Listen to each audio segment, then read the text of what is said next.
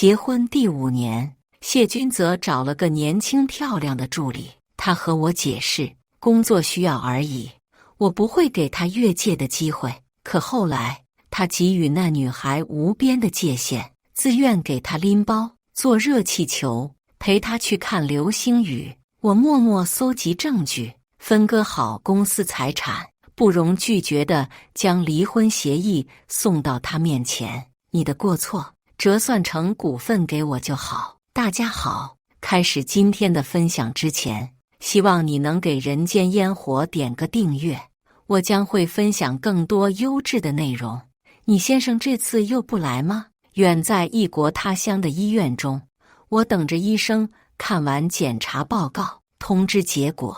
医生是个混血儿，他眉头微蹙，开口不太流利的中文满是不解和微微的怒意。他工作忙，我无奈地笑了笑。3年前开始，我和谢君泽尝试着做试管婴儿，但前几次的手术都是以失败告终。因他工作忙，我们最终选择了冻胚移植。第7天，医生拿着一份报告单进了病房。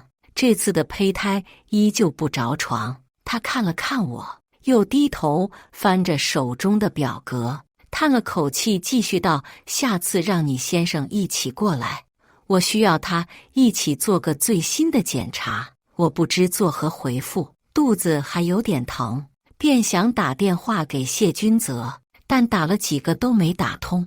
叮的一声，推送了已关注人的最新消息：有情人终成眷属，这真的是最好的祝福。照片中，女孩身着露背泳装，靠在泳池边背对着镜头，而男的眉目含情，侧脸望着她。广袤无垠的大海，泳池中的漂浮早餐，就连骄阳都像是在为对俊男靓女打补光。另一张照片是铺满玫瑰花的酒店大床，男人青筋凸起的大手紧紧扣住女孩娇小细嫩的小手，他左手中指指节上的红痣分外妖冶鲜艳。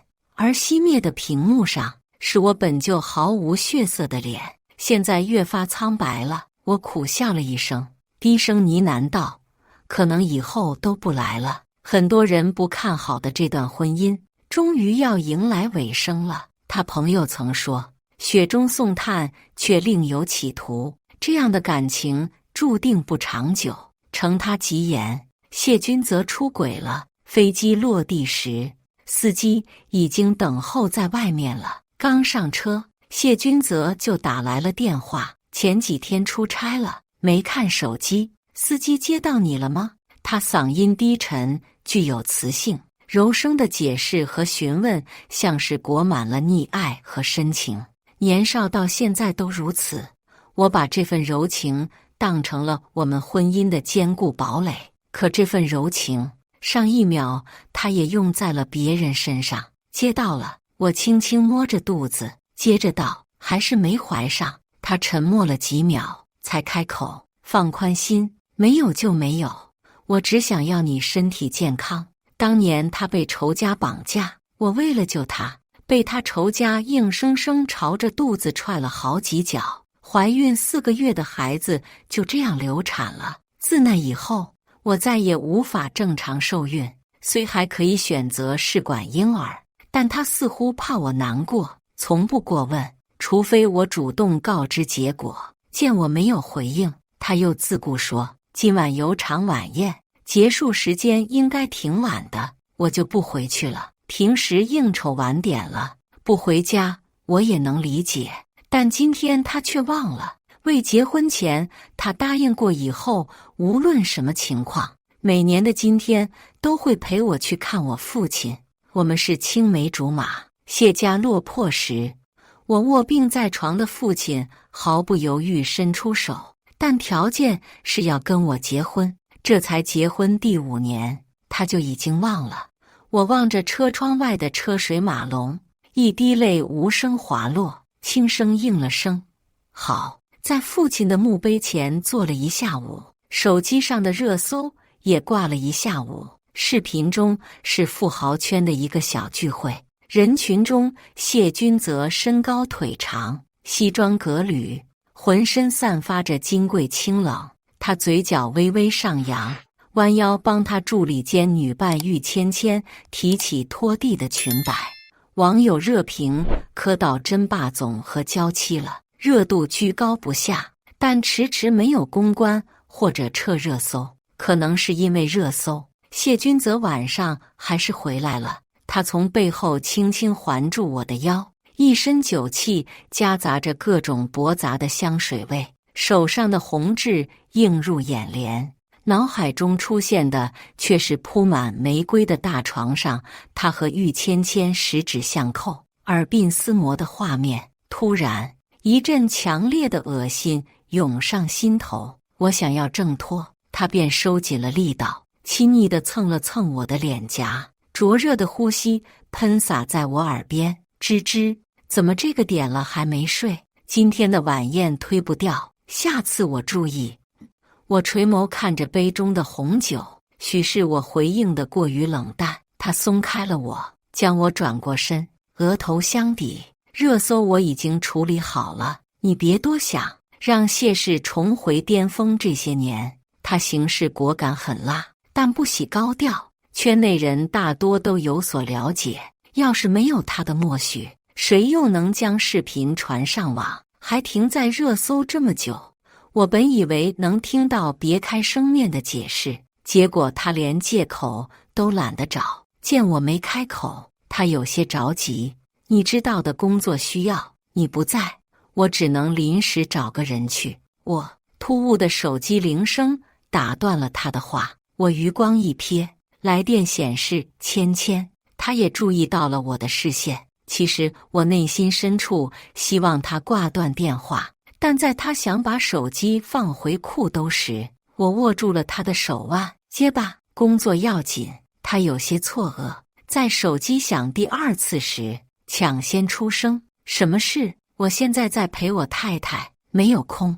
对面静默了几秒，听起来还有酒瓶翻倒的声音，像是喝醉了。谢总，秦总想约你明天一起看海底世界那个项目，要去吗？谢君泽声音镇定，但并不坚定。明天开会，拒绝了吧？这是我第一次体会到他的优柔寡断，似乎不愿意对面伤心。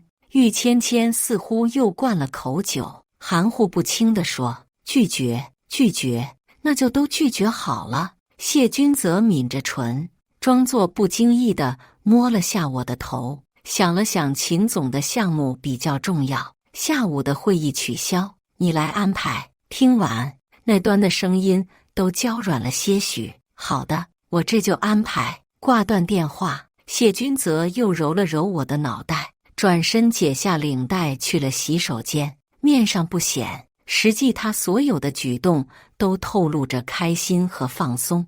路边的野花终归是比家里的香。第二天一早，我收拾好坐在沙发上等谢君泽，他微微惊讶，走过来将领带递给我，轻声道：芝芝今天要出门吗？我点了点头，边给他系领带边平静道：好久没去公司了，想看看这个海底世界的项目是什么样的。秦总公司主营业务是什么？我想准备点见面礼。谢君泽身形僵了僵，手指勾着我发尾的动作也停了，柔声拒绝我：现在项目还没启动，你现在最重要的就是好好休息，不然我会心疼。我还欲开口，他却突然轻啄了下我的额头。海底世界无非就是些鱼游来游去，无聊至极，别去了。可我就是想看。我系好领带，帮他抚平衬衫上的褶皱，淡淡道：乖，别闹，在家等我回来。谢君泽抬手轻刮了下我的鼻子，便拿上外套，头也不回地出了门。先做无聊之事的人是他，最终变成了我无理取闹。16岁青春懵懂之际，他偷偷给我塞了一张表，情侣必做100件小事，怕被抓包，他还特意把情侣2个字划掉了。臭屁道：芝芝，以后这些事只能找哥，不许找别人。其中就有一项去看海底世界。当年少年人的眼里只有真诚和真心，后来他家生意开始走下坡路，最终撑到他高中毕业，不得不宣布破产。我们也没能履行几条，海底世界也没去成。他母亲已故，破产后父亲下落不明。我父亲沈国良答应注资，怕他走后没人给我撑腰，也看出我的心意，便提出了联姻。从那以后，谢君泽就像变了个人，一心扑在工作上。那段时间对我的态度也是爱答不理，但我没在意，反而尽最大的努力去支持他，理解他。6年后，他盘活了公司，甚至比之前更上一层楼。而沈氏在我父亲去世后，被里头不作为的董事们蚕食的差不多只剩个空壳子了。他一鼓作气收购沈氏，给我当做聘礼，婚礼更是不用我操心，为我定制婚纱，斥巨资在法国买下一座城堡，举行我们的婚礼。当时为了婚宴，他几乎倾注了他当下所拥有的，但结婚时，圈子部分人依旧唏嘘不已，说投资就投资，谢君泽何必搭上一辈子？我以为我们的爱终会抚平这些流言，可我好像高估了这份爱。平静无波地过了3年，直到玉芊芊成功当选了谢君泽的助理。我在医院看到慈善晚上流出的2人的牵手照，发给了谢君泽。不到15分钟，这张牵手照在各大平台销声匿迹。他眼底盈满了委屈，抱着我柔声道：“工作需要而已，我不会给他越界的机会。我爱的人是你，不要怀疑我的真心，好不好？”过了将近2个月，我时不时收到一条微博的精准推送，照片中的男女主人公从不露脸。起初我并不在意，以为这是人家情侣之间不愿在社交媒体露脸。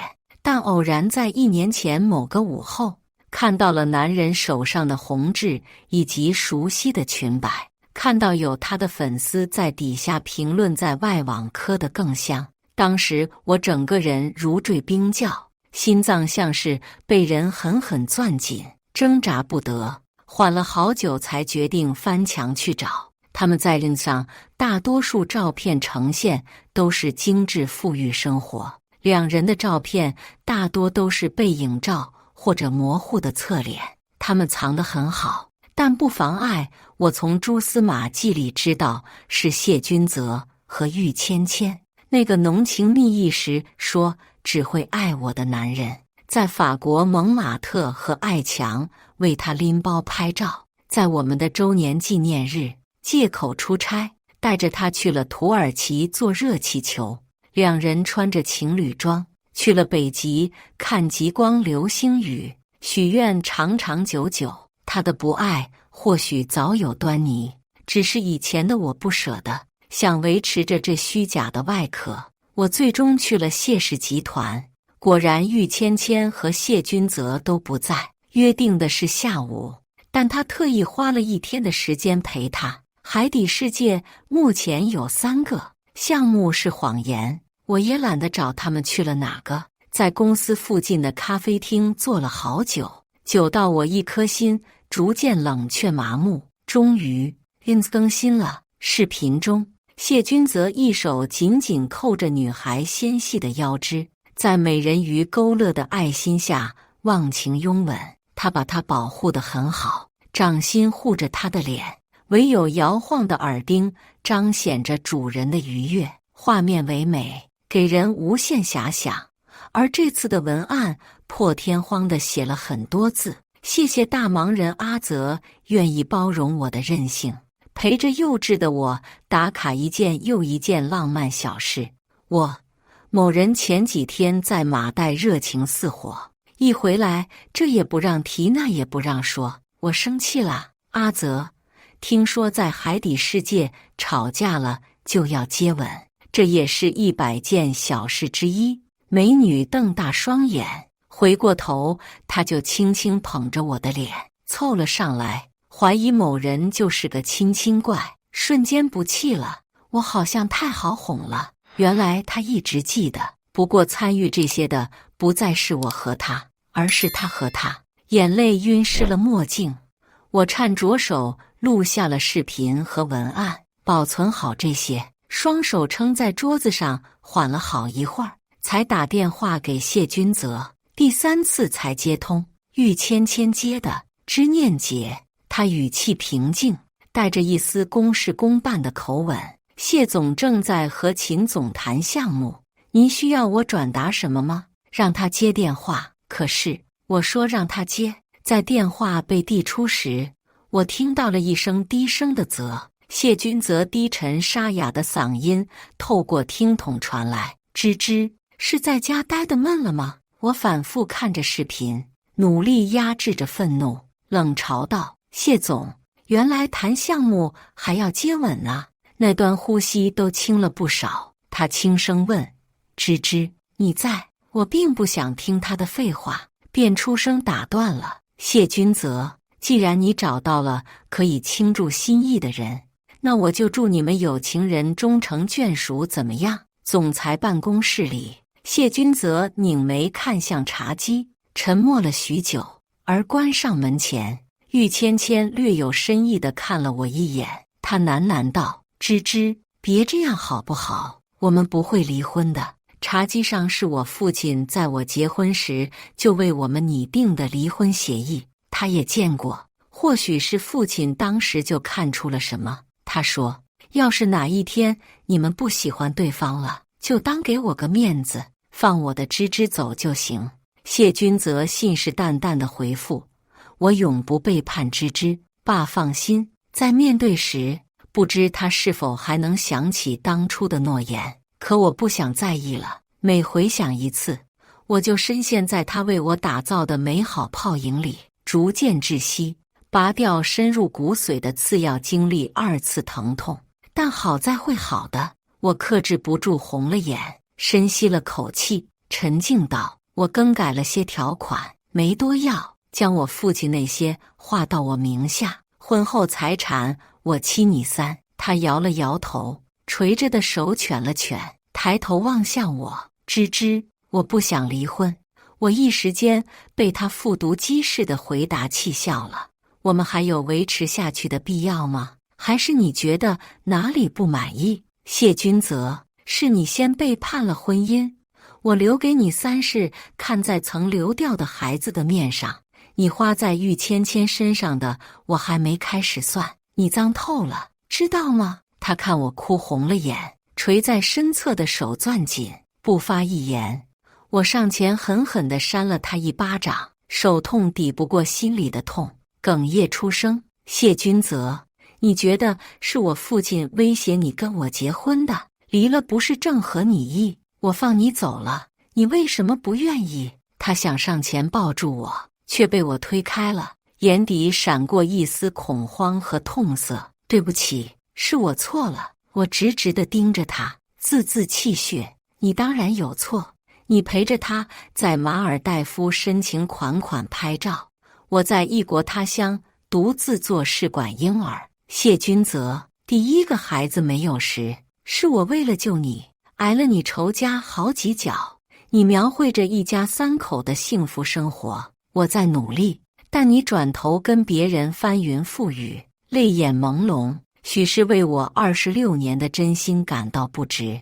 密密麻麻的疼从心脏四散开来。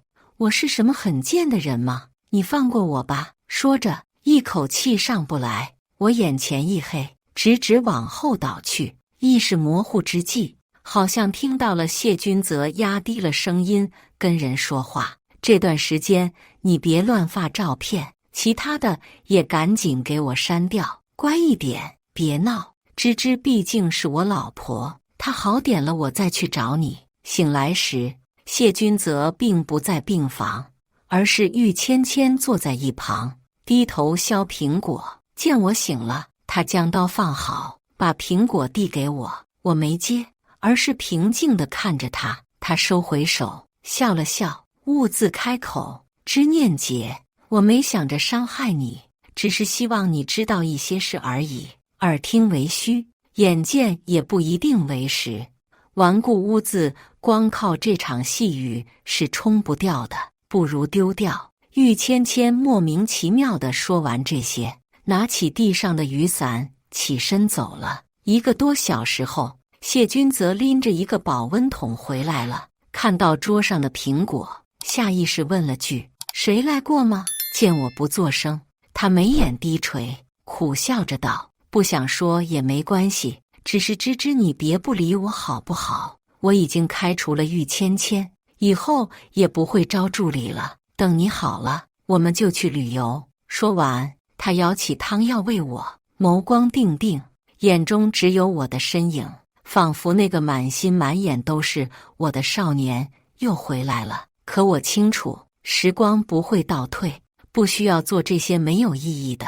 你在离婚协议上签字就行。说完，我背过身，闭眼假寐，思考起了玉芊芊的话。突然，一个被忽略的细节闪过我的脑海：她不戴耳钉，她右耳尖没有痣，也没有耳洞，所以一直以来，此芊芊非彼芊芊。谢君则同意将我父亲那部分资产转移到我名下，依旧不肯离婚。隔天，我自行办理了出院手续，去了审室，望着熟悉的办公楼，眼眶莫名有些热。这是父亲一辈子的心血。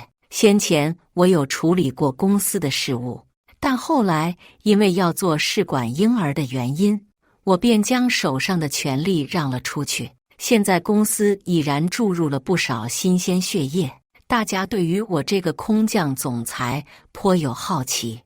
而等候在总裁办公室门外的男人敲着二郎腿，嗤笑道：“哟，我当是谁？沈大小姐不在家好好养胎，跑这来查账来了？我看都没看他。”冷声跟一旁的秘书道：“送客。”他是谢君泽的朋友顾川，也是最看不好我们婚姻的那一位。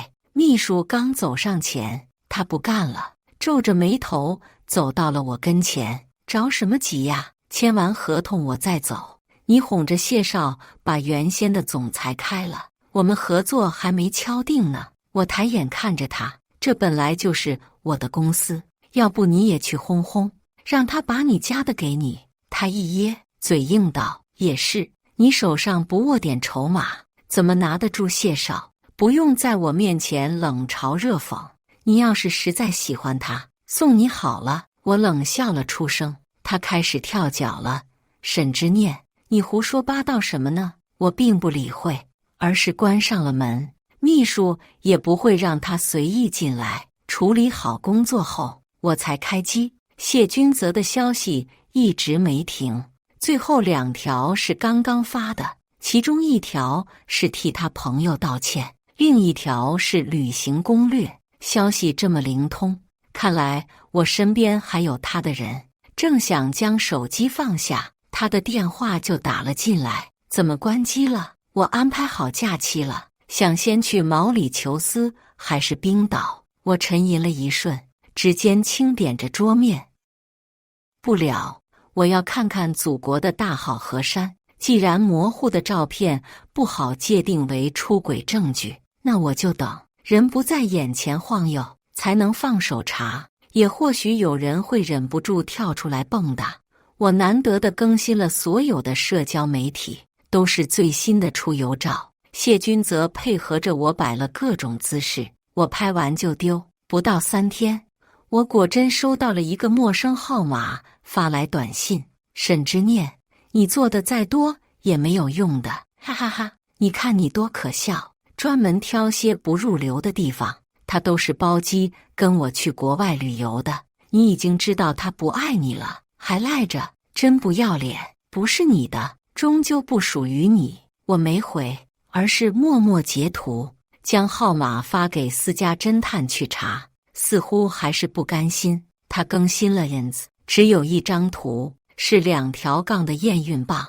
我远远地看着已在护栏处低头刷着手机的谢君泽，眉眼舒展，嘴角微微上扬，扭头看到我过来了，他便收好了手机，牵住我的手，心情不错，还想拍照吗？我发现一处景色不错，我摇摇头，累了，回民宿吧。这一天晚上，星星格外的亮，些许越是静谧，越能让人回想起一些过往。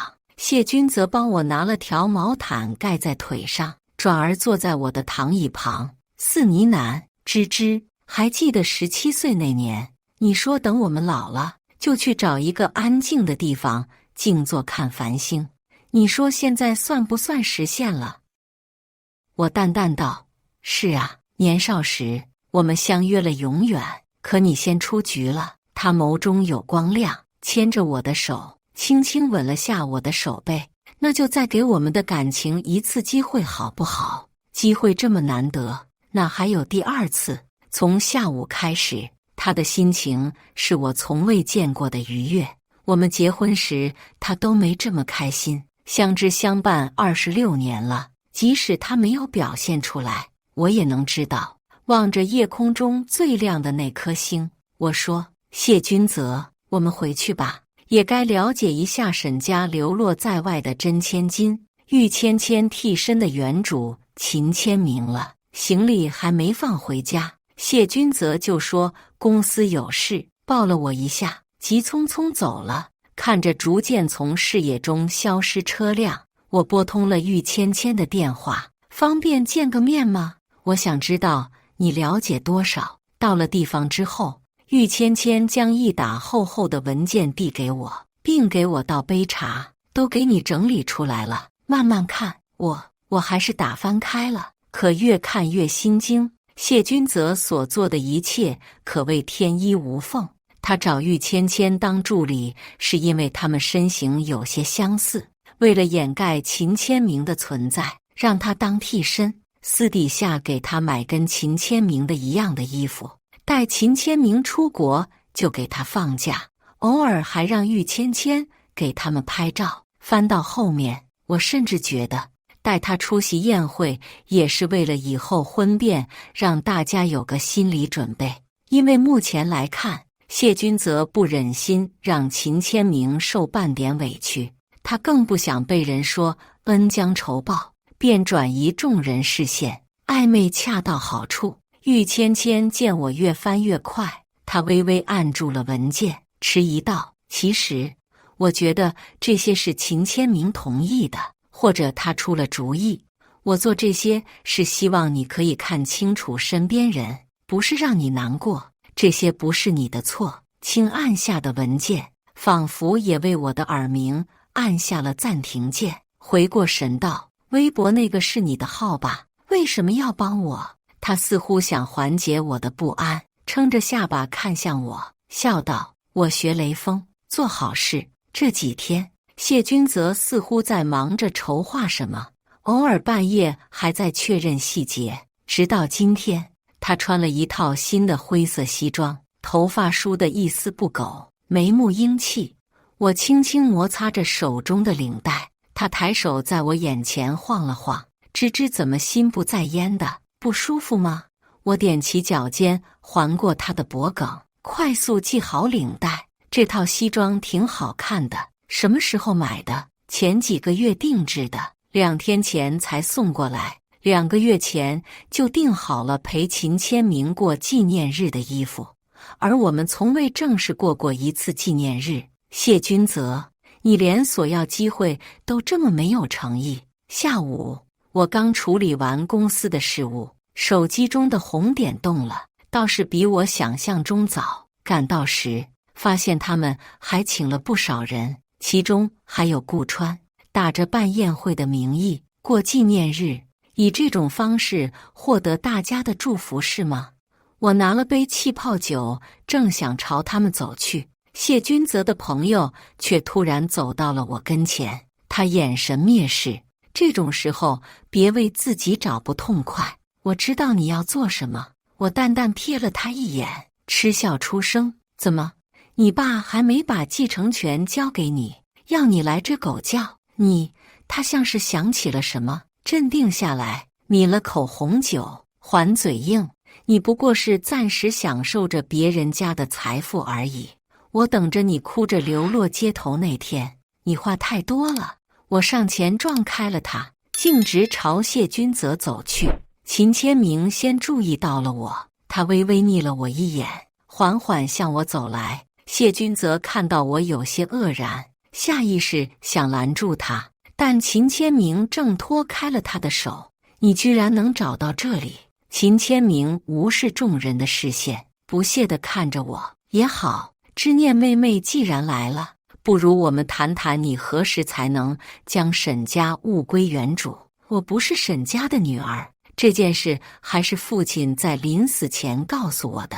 当年我是被遗弃在医院的，阴差阳错下与秦千明互换了。母亲身体不好，父亲嘱托我帮他找女儿，先别告诉他，送他出国调养身体。我谨记二老对我的养育之恩，帮他们找女儿，但无一所获。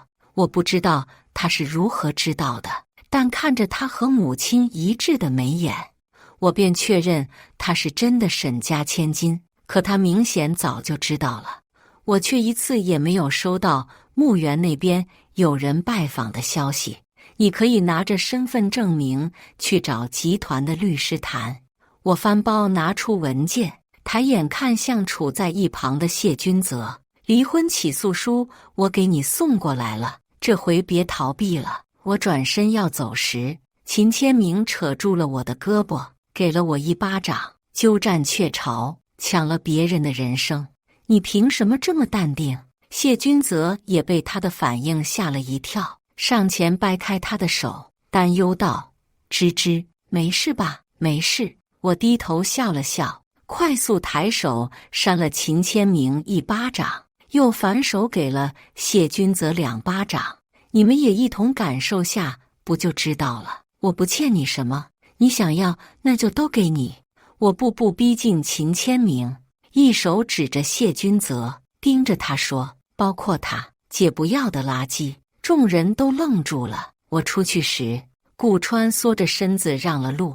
自从摆到明面上后，秦千明时不时就到沈氏的总裁办公室堵我，因为他闹了一通，还把我秘书打了，报了警。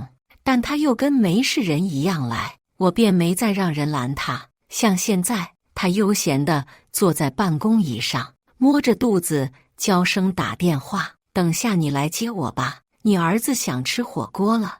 我余光瞥见只有亮着锁屏壁纸的手机，都想忍不住给他鼓掌了。那天其实谢君泽追着我出来了，他言辞恳切，不是你看到的这样。我想不出来就别解释了。我冷冷地看着他。小时候你因性格孤僻被其他小朋友孤立打骂，我护你。12岁时你高烧不止，我背着你走了很长的路，摔得手和膝盖破皮流血，谢家破产。我在父亲门外跪了一夜，让他注资，你却以为是我拿这件事威胁你跟我结婚。说这些不是为了让你产生愧疚，而是提醒我自己有多好。我笑了笑，而你再也不值得我的好了。当时谢君泽眼睫颤动，满是懊恼、恐慌、无措，眼尾渐红。在他想要上前时，秦千明牵住了他。阿泽，你别走，我和宝宝只有你了。谢君泽往旁边挪了一步，挣开相握的手，直直看着我。芝芝，我送你回去好不好？秦千明先急了，眼泪扑簌扑簌的掉。谢君泽，你不能走，你走了我成什么了？谢君泽脸色一沉，眉头微蹙，没再说话。我翻了个白眼，快步离开了。坐在车上，看着宴会场中的私家侦探传来的视频，越发觉得谢君泽可笑。谢君泽要追上来，秦千明死死地抱着他。阿泽，我们已经有孩子了，你离婚好不好？谢君泽想拉开他，反而被抱得更紧。他垂下手，可我得对芝芝有个交代，她是我老婆，离了就不是了。秦千明说。谢君则想放到秦千明脑袋上的手又放了下来，用力掰开了他的手。我先回去，宴会结束，你早点休息。那你还爱我吗？爱。从那天之后，秦君泽已经好久没有去找过他了，连电话都没有。两人似乎在冷战，可跟我也没有关系了。离婚官司律师已经在跟进了。母亲的飞机是在2天后抵达的，她气色红润了不少。刚接到人，她就颤着手拉住我的手，眼神期盼。芝芝，你没骗妈妈吧？那孩子现在在哪？我能去见见他吗？本想劝他先休息，但看着他湿润的眼眶，我还是将母亲带来了公司。在路上把我了解到的部分关于秦千明的信息告知了他，也引掉了一部分。刚打开办公室的门，秦千明的冷言冷语就传来了：怎么这个时候才来？不知道的还以为你卷款跑路了。好好做好你该做的事，等我接回沈氏，说不定还能给你份工作。身后的母亲有些错愕，似乎是没料到自己的女儿会这么说话。她轻声道：你就是千明吗？我是妈妈。秦千明这才将椅子转了过来，愣愣地看了下母亲，眼眶通红地跑过来抱住了她，委屈道：妈妈，我终于见到你了。缓了会儿，母亲拉着她的手坐到了沙发上，我便想出去，不料秦千明却出声控诉：妈妈，我不知道是什么原因，知念妹妹好像不愿意将公司交给我，而且她好像不喜欢我，还不是我等在这里，我都见不到她。这是觉得母亲会因亲缘关系为她无端斥责我。母亲看了看我，才回应她：我清楚知念的性子，是不是和你们之间有什么误会？她微微瞪大了双眼，任由眼泪落下，苦笑道：也是，你们相处得更久，您更信任她，可你不是我妈妈吗？母亲并不好受。我正想说些什么，结果门又开了，谢君泽来了。时隔多日未见，秦千明一下子就站了起来，冲进他怀里，声音娇软：阿泽，你今天怎么这么早就来接我了？对了，我终于找到妈妈了。母亲的视线在我身上和他们之间来回，难以置信，还带着些困惑。母亲知道真相后，看向我的眼神是掩盖不住的疼惜。其实父亲在去世之前，将财产分成了3份，母亲、我还有留给秦千明的，但他拿到的那部分后，觉得少，以为是我从中作梗，便还想要这家公司。要不是查到了他想把这家公司交给他是赌成性的男朋友，也是肚子孩子的亲生父亲，我可能就真的将公司给他了。我靠在办公桌边，看向哭着也不忘挑衅我的秦千明，好笑道：先别急着哭，不如你先跟妈妈和谢君泽介绍一下你肚子里孩子的爸爸。口说无凭，我便把2人不久前见面的照片发到电脑上，放大，转过屏幕对着他。他瞪大了双眼，慌乱解释：屁的，是假的。阿泽他想害我。谢君泽泛青的眼底并无惊讶，看来他已经知道这件事了。本以为终于清静了，消失了好久，迟迟不肯应诉的谢君泽却跪在了我家门口，密集的雨滴狠狠地砸向地面，他的脊背也跟着弯了不少。1个多小时过去，我不得已撑着伞出来，他跪着挪过来，哽咽道：芝芝，我们26年的感情，你别抛下我好不好？我真的错了。我不知道他怎么开始变得这么不要脸了，冷声道：你跪远点，挡地方了。他眼中的希冀逐渐消退，看出了我眼中的坚决，颓然地垂下了手，低声呜咽。诉讼没能进行到最后，谢君泽主动签了离婚协议，不知道是不是良心发现，协议中写的是我8他2，还捐了部分资产，许是做的这最后一点点好事救了他的命。由于秦千明拿不到沈氏，过惯了富有生活的他，也不愿意再跟原先的男友在一起。那男人一气之下冲到了秦氏，看到独坐在接待处的秦千明，上去狠狠拽住他的头发，将人甩到了地上，孩子也没了。谢君则下来处理时，那男人认出了他，狮子大开口管他要钱，没拿到钱，他掏出了刀，捅了谢君则好几刀，现在还在医院没醒。母亲听说这事后，去医院看秦千明，但他并不领情，反倒是将母亲骂了回来。沈氏本该就是我的，陪谢君则长大的青梅竹马也该是我。沈之念抢了我的人生，我要回来有什么错？你别来假惺惺，不帮我，那就别来碍我眼。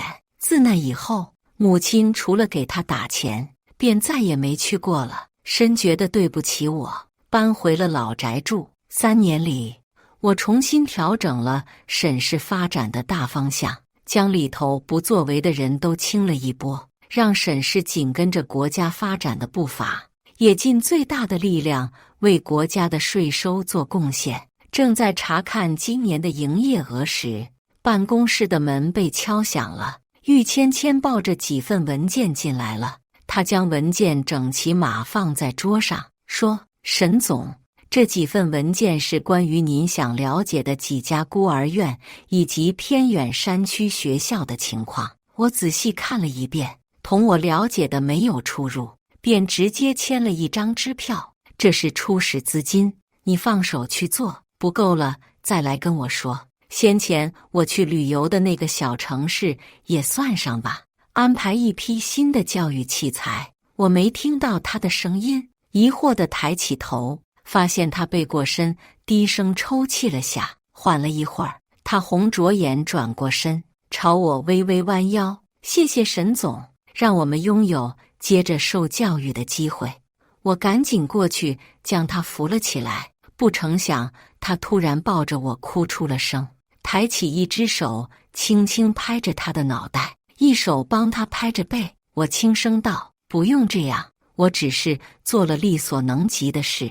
更何况钱是从原先备给我那个未出生的孩子的教育经费，也算是在为他祈福。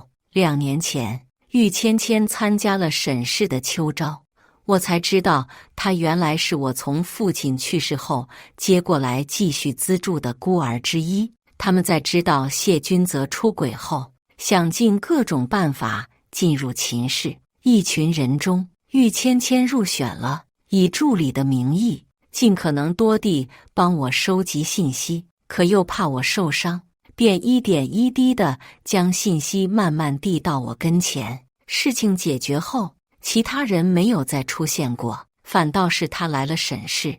他工作能力很优秀，少有的与我合拍，也少有这样情绪外露的时候。哭完后，他兴高采烈地抱着文件出去了。当晚，我受邀参加了一个公益节目，主持人问我为什么想要捐这么多钱到不同地方的学校。我看着坐在台下的母亲和玉芊芊，笑着说：“因为那里会孕育出希望，国家有希望，人民有力量，孩子们理应拥有继续受教育的机会，人生的选择多了，便不会困于眼前。”以上就是今天分享的故事，大家有什么想说的、想吐槽的，欢迎在下方评论交流，也更希望能给人间烟火点个订阅，我将会分享更多优质的故事内容。